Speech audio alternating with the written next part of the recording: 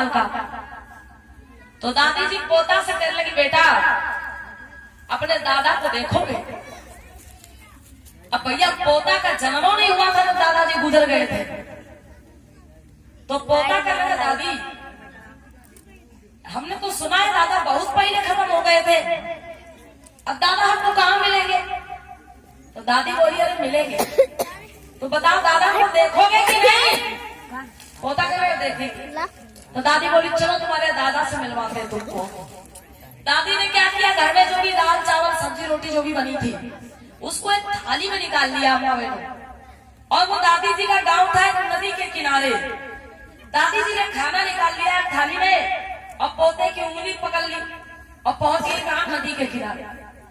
नदी के किनारे जाकर के वो थाली रख दी और दूर बैठ गई पोता को लेकर के। थाली कहां रख दी? नदी के किनारे, और दूर बैठ गई पोता को लेकर के। बोली, बेटा अभी तुम्हारा दादा आएगा, दर्शन कर लेगा। अब पोता वही इंतजार में बैठा है कि दादा आएंगे, दादा आएंगे। अचानक क्या होता है, एक कौवा आ गया उड़ते उड़ते दादाजी और थाली के पास बैठ गया। अब दादी जो थी बड़ी खुश, बोली, ले बेटा तेरा दादा आ गया। पोता बड़ी ध्यान से देखता, बोला, दादी दादा है? ये तो कौवा है। कौवा नहीं है, ये दादा है, जरा नमस्ते कर ले। अब पोता को डांट दिया, भाई डर गया, सोचा दादी कह रही तो ठीक ही कह रही होगी। तो उसने नमस्ते किया, बोला, नमस्ते दादाजी। अब कौवा नमस्ते कहाँ करता, वो तो काम काम करेगा। उसके बाद में अम्मा बहनों पता क्या होता है, वो कौवा जो था वो खाना नहीं खाता है, वो इधर उधर कुछ और खाने लगा। अब नदी के किनारे तालाब के किनारे क्या पड़ा होता है, इधर उधर कुछ और खाने लगा। अब वो दादी जो थी उनको कम दिखता था तो वो नहीं देख पाई। पोता ने देखा तो बोला, दादी एक बात बताओ, क्या पहले कभी दादाजी से आपका झगड़ा हो गया था? दादाजी जब खत्म हुए थे तो क्या आपका दादाजी से कोई झगड़ा हो गया था उस समय पर? दादी बोली, नहीं तो मेरा कोई झगड़ा नहीं हुआ था। तो पोता कहने लगा, दादी फिर जो आप थाली लेके आई हो ना, ये दादाजी उसमें नहीं खा रहे।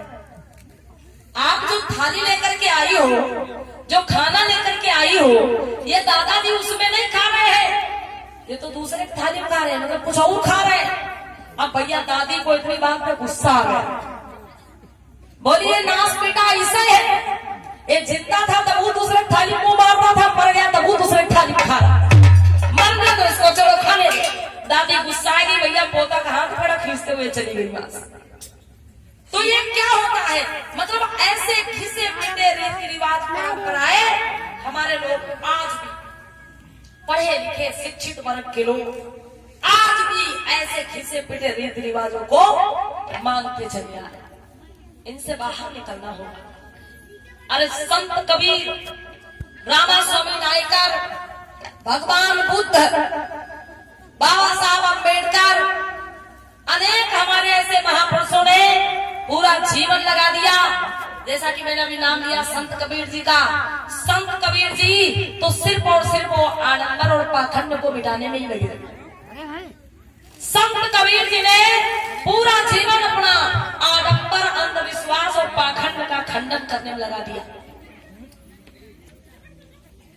पूरा जीवन अंधविश्वास पाखंड को मिटाने में लगा दिया हमारे महापुरुषों ने।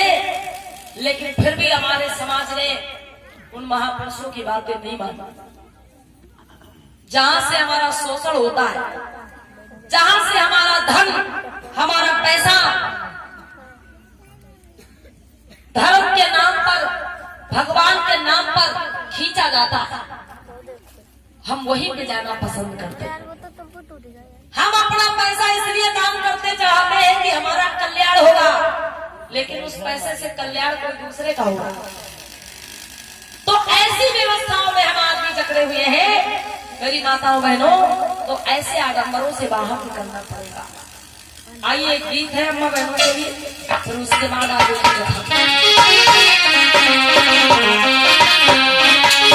है भैया, मानो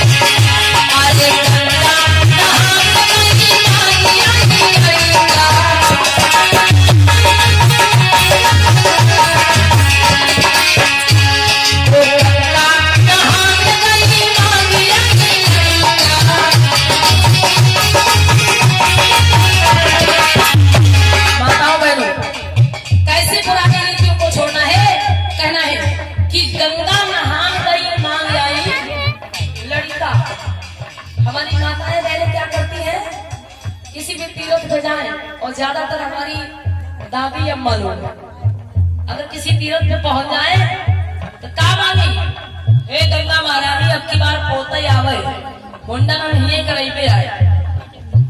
हे देवी मैया अब की बार नाती ही का जन्म होए, मुंडन हम हिये करई पे आए। मतलब ऐसी मान्यताएं। अम्मा बहनों हकीकत बता रहे हैं, बिल्कुल झूठी बात नहीं है। आपके लखीमपुर जिले में इधर बितौली साइड में मेरा कार्यक्रम चल रहा था, तो वहां पर एक बच्चा था कोई 3 साल का, अभी 1 साल पहले की बात है। तो वहां पे बच्चा था कितना बड़ा, 3 साल, और उस बच्चे का नाम था गंगा प्रसाद। तो मुझे थोड़ा अच्छा नहीं लगा, हमने कहा भाई आज के जमाने में बच्चे का नाम गंगा प्रसाद, कुछ तो इसमें रहस्य जरूर छिपा है, क्योंकि आज के जमाने में अच्छे अच्छे इंग्लिश में नाम रखते हैं लोग बच्चों के, और मतलब आज के समय में बच्चे का नाम गंगा प्रसाद। चलो बड़े लोगों का मान लेते हैं, दादा लोगों के नाम हमारे ऐसे हैं, होते थे पहले भी रखे जाते थे ऐसे नाम, लेकिन अब के समय में अगर किसी का नाम रखा जाए गंगा प्रसाद तो भाई जरूर इसमें कोई बात छिपी। तो घर की जो दादी थी उनसे हमने पूछा, हमने कहा दादी ये बच्चे का नाम कुछ और है कि केवल यही नाम है गंगा प्रसाद जो आप लोग कहते हो? दादी बोली नहीं बिटिया यही नाम है, 2-4 नाम नहीं, बस यही एक ही नाम है गंगा प्रसाद। तो हमने कहा दादी बच्चे का नाम बदल दो। अरे अभी तो आपको अच्छा लग रहा है, लेकिन जब ये बड़ा होगा स्कूल जाएगा तो भाई इसको अच्छा नहीं लगेगा। मतलब सब बच्चों के अच्छे अच्छे नाम होंगे, इसका नाम होगा गंगा प्रसाद, तो इसको अपने आप में शर्म महसूस होगी। दादी बोली नाम तो नहीं बदलेंगे भाई, ये नाम हम यादगार के लिए रखे हैं। हमने कहा ऐसी कोई बात है? दादी बोली हाँ बात है। दादी बताने लगी, अक्का बोली कि बिटिया हमारी बहू को घर में आए कम से कम 15 साल बीत गए थे और कोई बाल बच्चे का जन्म नहीं हुआ। बहुत मान मनौती कर ली, बहुत दवा इलाज करा लिया, लेकिन किसी बाल बच्चे का जन्म नहीं हुआ। दवा इलाज भी बहुत कराई, मान मनौती भी बहुत करी, लेकिन कोई संतान का जन्म नहीं हुआ। उसके बाद में फिर हम गंगा जी पे जाने लगे। दादी बता रही अम्मा बहनों, हकीकत है, कोई झूठी कहानी नहीं। दादी बता रही कि उसके बाद फिर हम गंगा जी पे जाने लगे। किसके लिए? मतलब अपनी बहू के लिए, मतलब पोती पोता के लिए। दादी बोली हम गंगा जी पे जाने लगे और कोई 2 साल हम गए, हर पूर्णमासी को गंगा जी पे जाते थे। लगातार 2 साल हर पूर्णमासी को गंगा जी पे जाते थे। गंगा जी नहा के आते थे, दान दक्षिणा करके आते थे, और उसके बाद में गंगा महारानी ने हमारी सुन ली। अम्मा बहनों समझते रहे ना। दादी अम्मा क्या बोली कि लगातार 2 साल तक हम गंगा जी पे गए और खूब मान मनौती करी। उसके बाद में गंगा महारानी ने हमारी सुन ली और ये पोते का जन्म हो गया। और जब पोते का जन्म हो गया तो हमने सोचा कि गंगा महारानी ने हमको प्रसाद दिया है, गंगा मैया ने हमको ये प्रसाद दिया है, इसीलिए हमने इसका नाम रख दिया गंगा प्रसाद। हमने कहा मतलब ये लड़का नहीं था, ये प्रसाद है। हम तो यही समझ रहे बिटिया, कोई माने चाहे ना माने, लेकिन हम तो यही समझ रहे 2 साल लगातार गंगा जी पे गए तो हमें लगा कि गंगा मैया ने मेरी सुन ली और ये हमको प्रसाद दे दिया है, इसीलिए हमने इस बच्चे का नाम रख दिया गंगा प्रसाद। तो हमने कहा देखो भैया, मतलब ऐसी मानसिकता के लोग अम्मा बहनों आज भी है। तो ये चीज समझना है कि संतान कभी मांगने से नहीं मिलती। बिना माता पिता के संतान की उत्पत्ति संभव नहीं है। और मेरी माताओं बहनों, जिसके संतान नहीं है उसका मतलब ये बिल्कुल नहीं कि भगवान ने उसको संतान नहीं दी। उसका मतलब ये है कि उसके शरीर में ही कोई कमी है। लोग दवाई इलाज भी कराते हैं और झाड़ फूक भी कराते हैं,